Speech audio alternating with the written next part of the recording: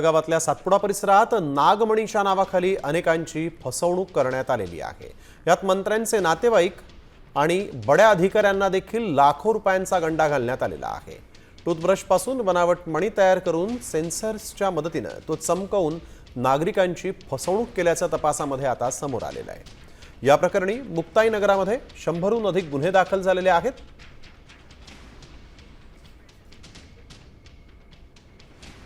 यामध्ये मी असं सांगेल की किंवा प्राणीशास्त्राच्या याच्यामध्ये सिद्ध झालेलं आहे की नागाच्या पोटात किंवा डोक्यावर कुठल्याही प्रकारचा मणी नसतो।